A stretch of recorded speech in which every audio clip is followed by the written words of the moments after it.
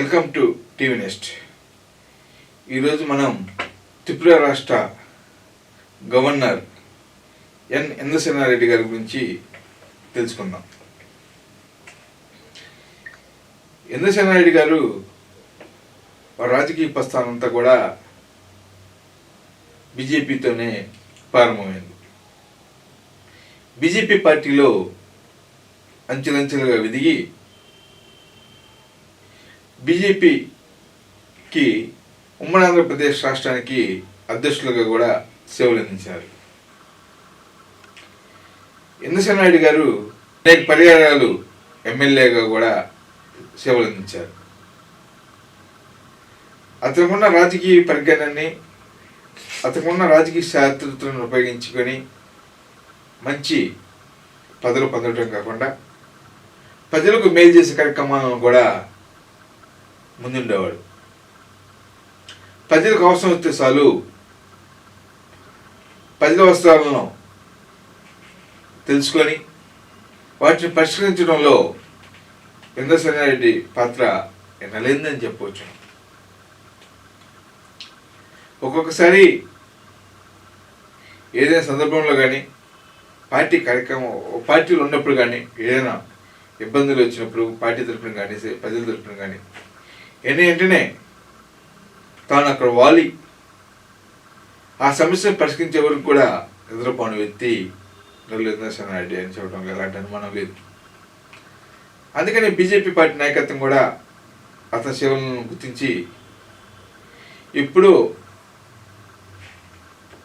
కావాల్సిన అనేక పదవులను కూడా వస్తాయనుకుని కూడా కొన్నిసార్లు అక్కడ రాజకీయ పరిణామాల నేపథ్యంలో కానీ అక్కడ రాజకీయ వాతావరణ పరిస్థితులు కానీ కొద్దిగా లేట్ కావడం జరిగింది. అయినప్పటికీ కూడా ఇంద్రసేనారెడ్డి అభిమానులందరూ కూడా ఇంద్రసేనారెడ్డి పక్కన ఉండి మా నాయకుడు మంచి పదవి ఏదో రోజు ఇచ్చిందని భావించినారు. ఆ విధంగానే కూడా ఇంద్రసేనారెడ్డి సార్ కూడా పార్టీని అంటిపెట్టుకొని ఉండి పార్టీ దినదిన అభివృద్ధి కోసం కృషి చేసినారు. నరేంద్ర మోడీ గారిని ప్రధానమంత్రిని చేయడంలో వీరి పాత్ర క్రియాశీలకమని చెప్పవచ్చు. అంతేకాకుండా కొన్నిసార్లు త్రిపుర గవర్నర్గా ఉన్నప్పటికి కూడా తెలుగు రాష్ట్రాలకు ఉన్న ప్రేమతో తెలుగు రాష్ట్రాల ముఖ్యమంత్రులకు కూడా ప్రజల సమస్యలపైన, ప్రజలకు ఉపయోగపడే సంక్షేమ కార్యక్రమాలపైన కూడా అనేక సలహాలు, సూచనలు ఇవ్వడం జరుగుతుంది. తెలుగు రాష్ట్రాల ముఖ్యమంత్రులు, తెలుగు రాష్ట్రాల గవర్నర్లు కూడా ఇంద్రసేనారెడ్డి గారి రాజకీయ అనుభవం దృష్ట్యా త్రిపుర గవర్నర్గా ఉండటం వల్ల అతని సలహా సూచనలు పాటించి ప్రజా సంక్షేమ కార్యక్రమాలను తెలుగు రాష్ట్రాల్లో అమలు చేయడంలో ఇంద్రసేనారెడ్డి గారి మార్పు రాజకీయాన్ని సాధించారని చెప్పవచ్చు. అంతేకాకుండా ఇంద్రసేనారెడ్డి గారు తెలంగాణ బీజేపీ పార్టీ రాష్ట్ర అధ్యక్షుడిగా పనిచేసిన కాలంలో ఉమ్మడి రాష్ట్రం ఆంధ్రప్రదేశ్ వ్యాప్తంగా కూడా పర్యటించి బీజేపీ పార్టీని బలోపేతం చేయటమే తన ధ్యేయంగా పనిచేసినారు. ఆ సమయంలో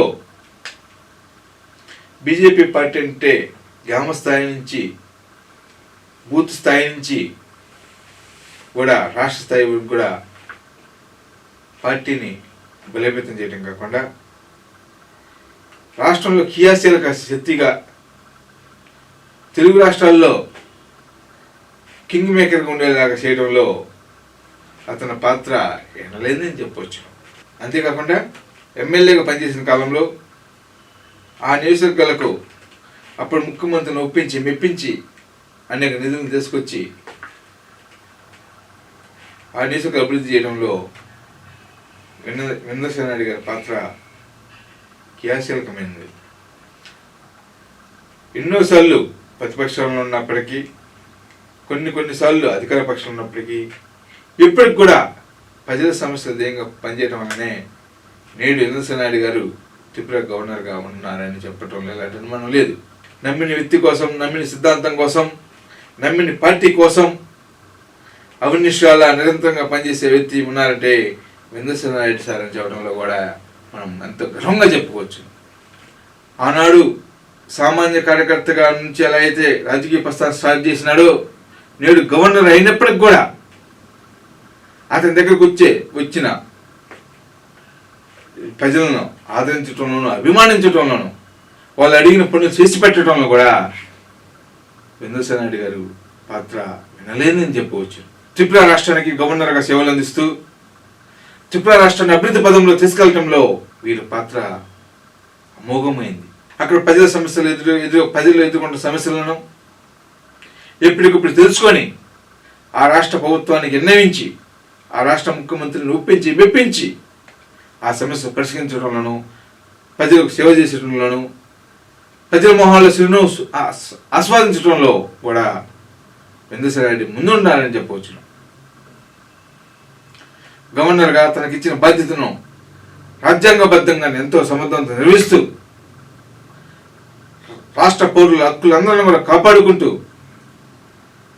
తనకున్న బాధ్యతను ఎంతో సమర్థవంతంగా నిర్వహిస్తూ ప్రజలు బాగు చూస్తుండను ప్రభుత్వాన్ని సమర్థవంతంగా నిర్మించే విధంగా అనేక సలహాలు సూచనలు ఇవ్వడంలో కూడా నల్లు వింధ్యసేన రెడ్డి గారు కీలక పాత్ర పోషిస్తారని చెప్పవచ్చు.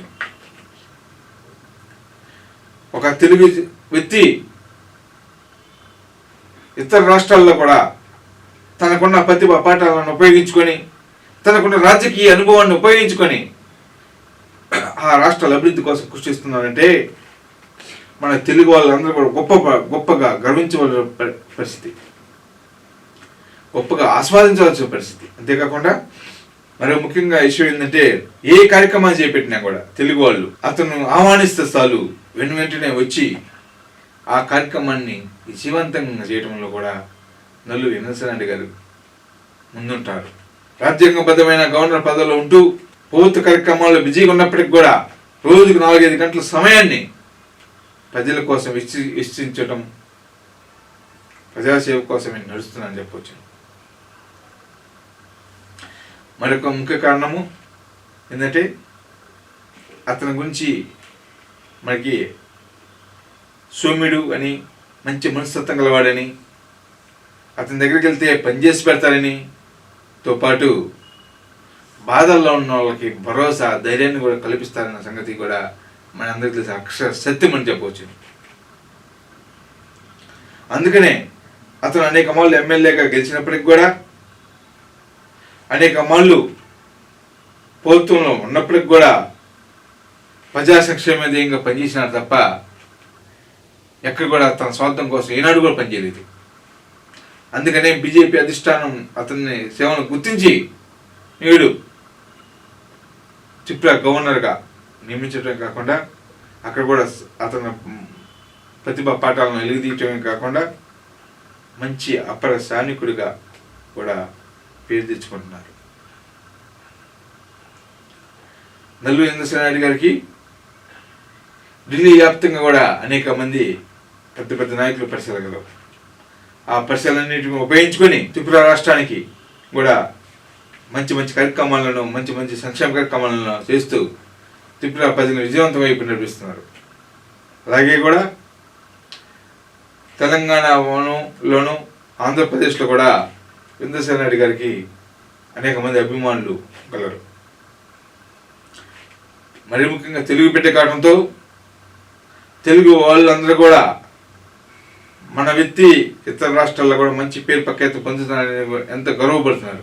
తెలుగు వాళ్ళకు కూడా మంచి కార్యక్రమాలు చేపట్టే విధంగా కూడా అతను ఎల్లప్పుడూ ముందుంటారని కూడా అనేక సభల్లో కూడా ప్రకటించిన సంఘటనలు ఉన్నాయి. కొన్ని అక్కడ సమయం దొరికినప్పుడల్లా కూడా మన తెలుగు రాష్ట్రానికి వచ్చి అనేక కార్యక్రమాల్లో కూడా పాల్గొనడం జరుగుతుంది.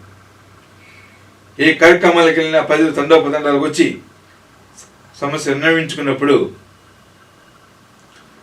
ఆ సమస్యను వెంటనే పూర్తి చేయాలని సంబంధిత అధికారులకు సలహాలను సూచనిస్తున్నారు. అలాంటి గొప్ప మంచి మనిషి, గొప్ప మానవత్వం ఉన్న మనిషి, మంచి మనసు ఉన్న వ్యక్తి మన నల్లు వింధ్యసేన రెడ్డి అని చెప్పడంలో ఎలాంటి అనుమానం లేదు. రాజకీయాలు రావాలనుకున్న వాళ్ళకి, ప్రస్తుత రాజకీయ నాయకులకి నల్లు వింధ్యసేన రెడ్డి గారు ఒక ఆదర్శ పయనమని చెప్పవచ్చు. ఒక స్ఫూర్తిదాయకమైన వ్యక్తి అని చెప్పవచ్చు. అతనిలో ఏ మాత్రం గర్వం అనేది అగపడదు, ఏ మాత్రం ఇసుకు కోపం అనేది అగపడదు. ఎంతో ఓపికగా ఉంటూ ప్రజల సమస్యలు ధైర్యంగా పనిచేస్తున్నారు. తనకున్న రాజ్యాంగ బద్ధంగానే లోబడే అనుసరిస్తున్నారు. ప్రజల కోసం నా జీవితం అంకితం అనేక సభల్లో కూడా ప్రకటించారంటే ప్రజా సంక్షేమం కోసం, ప్రజల అభివృద్ధి కోసం ఇంద్రసేన రెడ్డి గారు ఎంత కృషి చేస్తున్నారో మనకు అర్థమవుతుంది. త్రిపుర రాష్ట్రంలో కూడా అక్కడ ప్రజలకు కావాల్సిన అన్ని మౌలిక సదుపాయాలు ఏర్పాటు చేయడంలోనూ ఇంద్రసేన రెడ్డి గారి కృషి అనలేదు నేను చెప్పవచ్చు. అదేవిధంగా లా అండ్ ఆర్డర్ కానీ, కంపెనీలు ఉద్యోగ అవకాశాలు కానీ ఏమైనా సమస్య ఉత్పన్నమైనప్పుడు వెంటనే ఆ రాష్ట్ర ముఖ్యమంత్రులకు, ఆ రాష్ట్ర ఉన్నతాధికారులకు పిలిచి తగిన సలహాలు సూచనలు ఇచ్చి ఆ సమస్యలను పరిశీలించేలాగా కూడా కృషి చేస్తున్నారు. దేశవ్యాప్తంగా కూడా అత్యుత్తమమైన గవర్నర్లో, సమర్థవంతంగా పనిచేస్తున్న గవర్నర్లో మన ఇంద్రసేన రెడ్డి గారు ఒకరిని కూడా మనం ఎంతో గర్వంగా చెప్పుకోవచ్చు. ఇలాంటి వ్యక్తి భవిష్యత్తులో మరెన్నో పదవులు అలంకరించి ప్రజలకు మంచి చేయాలని, తనకున్న రాజకీయ అనుభవాన్ని ఉపయోగించుకొని అనేక మందికి మంచి సలహా సూచనలు ఇచ్చి యువతకు కూడా రాజకీయాలు రావాలనుకున్న వాళ్ళకు కూడా ఆదర్శప్రాయంగా ఉన్న ఇంద్రసేన రెడ్డి గారిని ఆదర్శంగా తీసుకొని నడవాలని కూడా మనం చెప్పవచ్చు. భవిష్యత్తులో కూడా ఇంద్రసేన రెడ్డి గారు త్రిపుర గవర్నర్ ఉన్నప్పటికీ కూడా ఆ రాష్ట్రాలకు, త్రిపుర రాష్ట్రాన్ని మంచి అభివృద్ధి పదం నడిపిస్తూ తెలుగు వ్యక్తి కావడం వలన తెలుగు ప్రజల అభిమానం మేరకు తెలుగు వారి సంక్షేమం కోసం అనేక సలహా సూచనలు ప్రభుత్వానికి ఇచ్చి తెలుగు రాష్ట్రాలను కూడా అభివృద్ధి పదం నడిపించాలని కూడా మనస్ఫూర్తిగా కోరుకుందాం. Thank you.